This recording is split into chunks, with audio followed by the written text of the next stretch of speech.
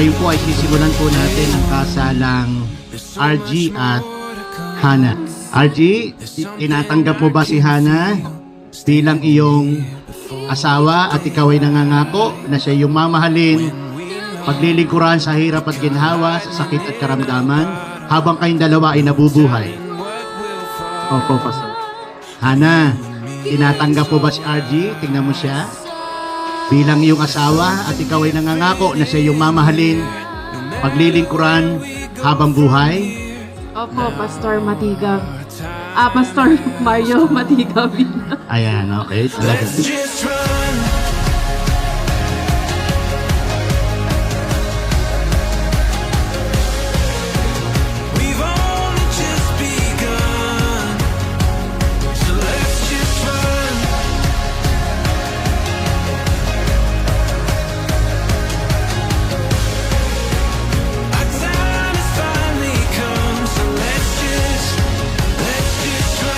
RG, Hana, ang banal na kasulatan ay nagpapaalala sa atin na tayo ay nilikha ng Diyos upang tayo ay magmahal. Sabi ng Bible, we should love one another.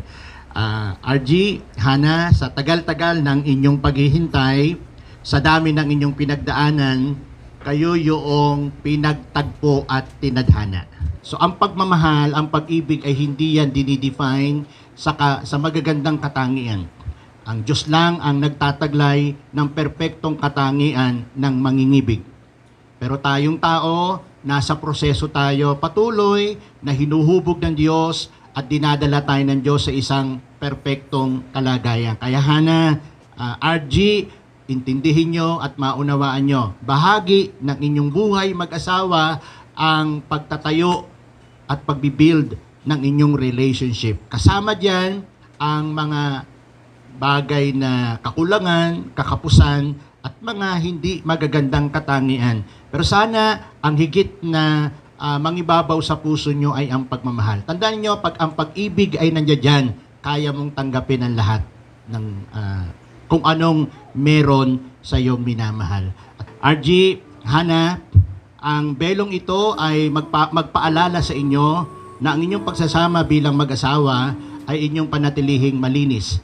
Hindi sapagkat kayong dalawa ay kasal na, ang tukso ay magiging malayo. Ang cord na ito ay magpaalala sa inyo na ang inyong buhay mag-asawa, sige, pakilagay ninyo, kayo ay papasok at matatali sa isang pananagutan o sa mga pananagutan. RG, papasok ka sa isang buhay mag-asawa, Hana, na kayo ay magkakaroon at matatali sa pananagutan ng inyong pagmamahal sa isa't isa, paglilingkod sa isa't isa, habang buhay. Sa pag-aasawa, bahagi ang pananalapi. Di kayo mabubuhay ng kayong dalawa ay naghahalikan lamang, nagyayakapan, kahit kayo magyakapan at maghalikan sa buong maghapon at magdamag, magugutom pa din kayo. RG, gaya ng sinabi ko sa inyo, ang port na yan ay nagtatali sa inyo ng pananagutan sa isa't isa. RG, sa iyo nakasalalay ang buhay at kinabukasan ng iyong wife. Magsikap ka, gawin mo ang lahat ng iyong magagawa upang magkaroon ng magandang buhay ang iyong asawa. Nabuhay, Hana, sana ikaw ay maging katuwang ng iyong asawa sa pagtataguyod ng inyong kabuhayan. Maging mabuti kang katiwala, anuman ang pagpapala na ibibigay sa iyo ng iyong asawa, bunga ng kanyang pagpapagal, anumang pagpapalang ibibigay sa inyo ng Panginoon, gamitin nyo. Pangunahin sa pangangailangan ng inyong pamilya. RG, Hana, walang pinaka pangunahing susi ng tibay at tatag ng inyong pagsasama bilang mag-asawa, kundi ang mga salita ng Diyos. Tandaan ninyo, anumang ganda ng mga payo, anuman ang ganda ng mga sasabihin sa inyo ng inyong mga magulang, ng inyong mga ninong, ng inyong mga ninang, even ni pastor, walang pangunahing magpapatibay ng pagsasama nyo, kundi ang mga salita ng Diyos. RG, Hana, kayo ay parehong mga mananampalataya. Una sa lahat, yung mga salita ng Diyos na inyong natanim sa inyo, gamitin nyo sa panibagong buhay na inyong papasukin. Hindi madali. Ngayon, parang ang ganda, ang ligaya, ang sarap. Pero pagkatapos ito, magsisimula ang tunay na buhay nyo. Kapag ang salita ng Diyos ang inyong pinamuhayan, sinunod, magtatagumpay kayong dalawa. RG, Hana, ang singsing na yan, na inyong hawak, inyong tingnan, yan ay bilog. Pag tiningnan niyo yan, kahit doon sa loob, wala siyang duktungan. Di nyo makikita ang duktungan yan, nagpapakita na ang pagsasama nyo bilang mag-asawa ay walang patid. RG, Hana, haharap kayo sa mga pagsubok ng buhay, mga challenges. Sana wag maputol, wag mapatid ang inyong pagsasama bilang mag-asawa. Wag dumating sa puntong ayoko na, tapos na, hiwalay na tayo. Ang singsing na yan, RG, Hana, ay may sangkap na ginto, hindi kumukupas. Kung dumating man ang time, na bumilang na ang mga taon, bumilang na ang mga panahon, mananatili kayo magmamahalan sa isa't isa. Habang inilalagay mo sa kamay ni Hana ang singsing at unti-unting isinusuot, sige, yan, okay? Sabihin mo ang mga salitang ito. Tumingin ka sa kanya.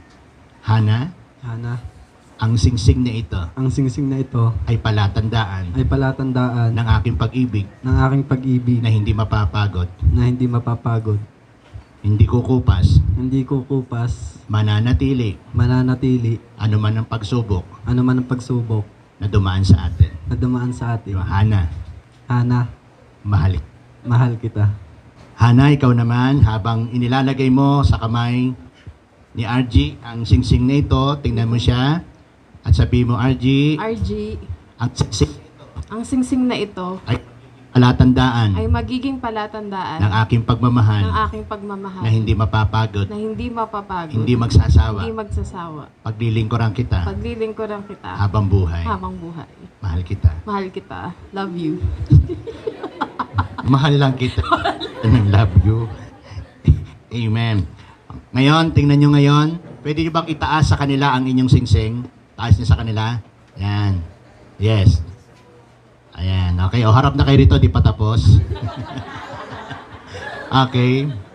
RG, Hana, ang singsing na yan ay palatandaan sa madlang people na kayong dalawa ay private property na. Amen? RG, ikaw ay pag-aari at ang 100% ng karapatan ng lahat ng meron ka, ng lahat ng kung ano ka ay si Hana.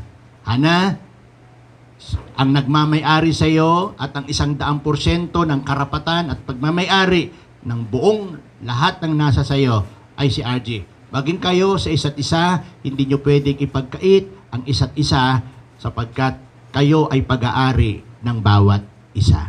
Ngayon, RG, Hana, kayo ay lalapit sa inyong mga magulang. Alam ko naman, kayo ay mga nagkausap na, pero lalapit kayo ngayon, espesyal sa inyong mga magulang bilang para magpasalamat.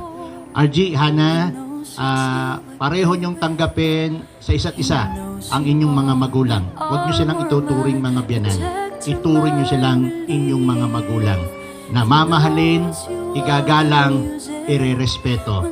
Ngayon, tandaan ninyo, wala kayo ngayon dito kung walang mga magulang na nag-aruka at nagmahal sa inyong dalawa. Behind this gown, and as I walked down the aisle, I couldn't help but smile and cry, 'cause he knows just what I needed in this life. All we know is he knows, and we follow his direction. Even though life is short, we'll share forever in salvation. Through this life and beyond, we will let his will be done.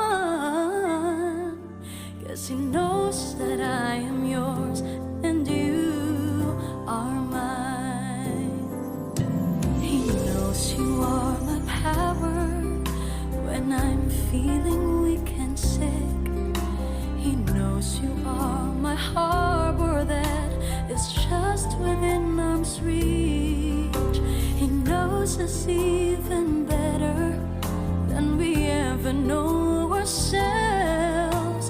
He knows that we have differences, but he pulls us back in place.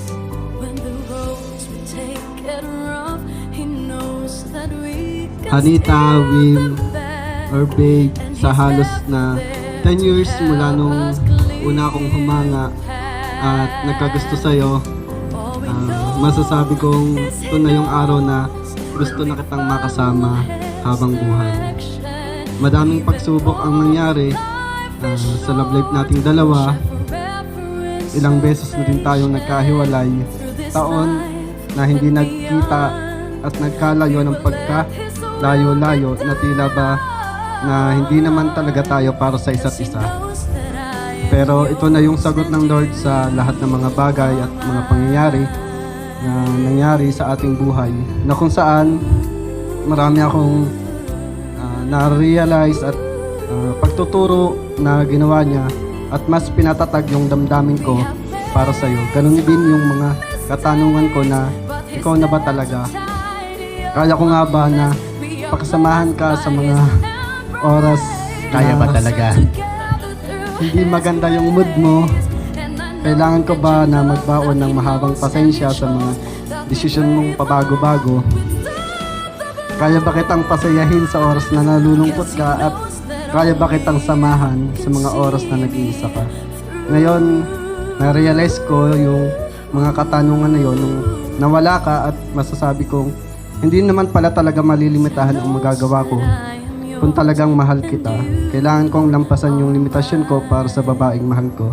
At ngayong araw, babe, sa harap ng Lord na magiging sentro ng panibagong yugto ng buhay natin, sa harap ng ating mga pamilya at mga malalapit nating mga kaibigan, buong puso kitang mamahalin ngayon, bukas at magpakailan. Ang haba ng hair. He knows us even better than we ever know ourselves. He knows that we have differences, but he pulls us back in place. When the roads we take get rough, he knows that we can steer them back, and he's ever there to help us clear the path. All we know is he knows, and we follow his direction. Even though life is short, we'll share forever in salvation through this life. Minsan may nagtanong sa akin kung bibigyan ka ng pagkakataon na burahin ang lahat ng hindi magandang nangyari sa love life ko, gagawin mo ba? Ang sabi ko, hindi. Dahil sa kabila ng lahat ng yon, mas natutunan kong magtiwala, maghintay at higit sa lahat ang sumunod. Pinatunayan ng Lord kung gaano kadakila ang kanyang pag-ibig at pagkilos sa buhay ko. Sa bawat hakbang, dahan-dahan niyang binago ang puso ko, ang mga pangarap ko, ang pagtanaw ko sa bawat sitwasyon ng buhay para ihanda ako sa tamang panahon at tamang tao at ikaw. For almost 14 years na pagmamahal sa'yo, nagsimula sa isang linggong pag-ibig, nagkahiwalay. After 7 years, January 1, 2021, pinag-pray ko at finally, naging tayo ulit. 4 years in a legal relationship, nagkahiwalay ng 3 buwan. Akala ko matutuluyan na akong single mom from Baguio. pero hindi. At ngayon, finally, niloob ng Lord, 2 weeks preparation at andon ang pagsama ng Lord and His favors and blessings.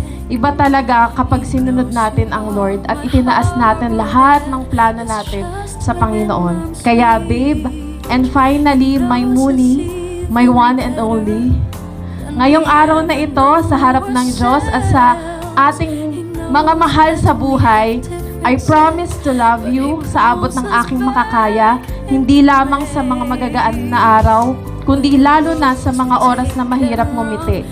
I promise to stay faithful, to serve you and to listen, kahit sa sandaling hindi tayo magkasundo. I promise to pray for you every day and to strive to love you the way God wants me to, with respect and with understanding and with forgiveness.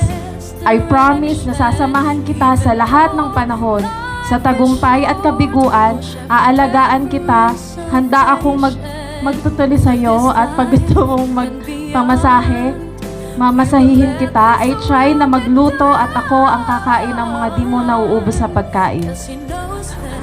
Dahil ikaw ang kasagutan sa panalangin, ang katuwang sa misyon at layunin, at ang regalong hindi ko kailanman pinangarap, pero buong puso kong tinanggap. Thank you, sorry, God bless, and I love you. We have made some mistakes, but He's there to tidy up our mess. We are blessed by His embrace. We'll serve together through His grace. And I know, and you know, that He knows and He shows that with faith and love, we stand the blast. 'Cause He knows that only you can see me through.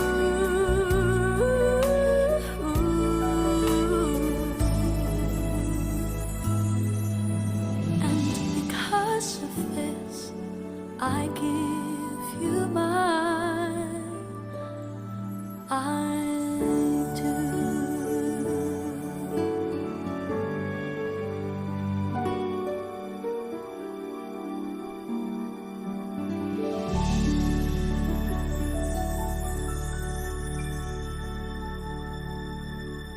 Yan. So, unang-una po sa lahat, nagpapasalamat ako sa Panginoon.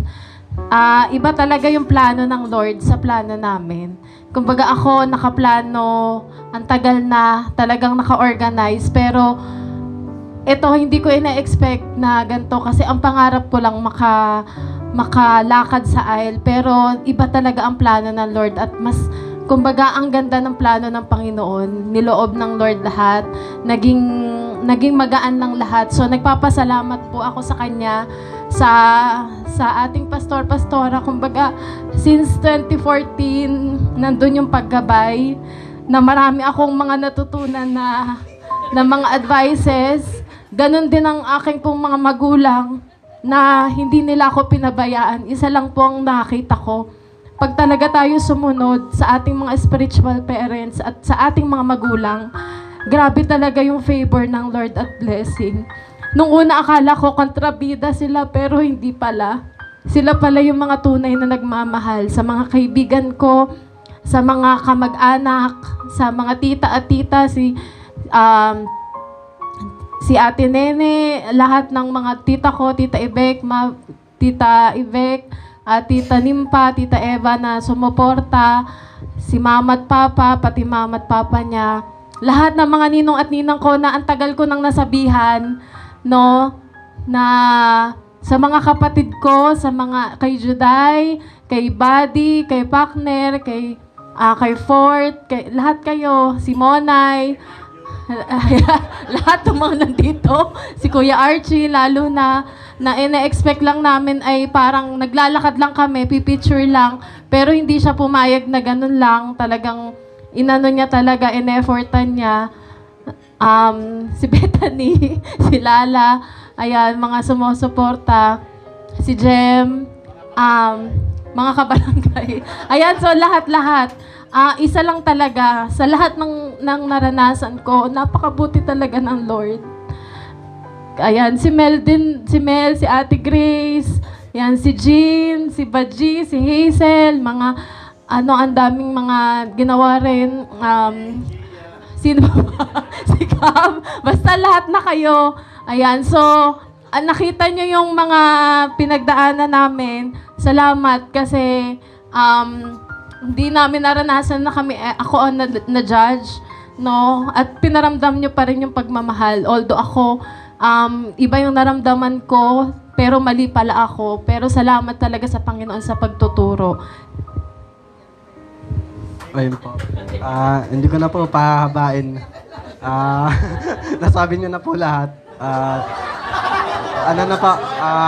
Papasalamat na lang po ako sa lahat at sa mga nagbigay ng oras po sa araw na ito. Marami pong salamat. Pwede na lahat. Yes, pwede na.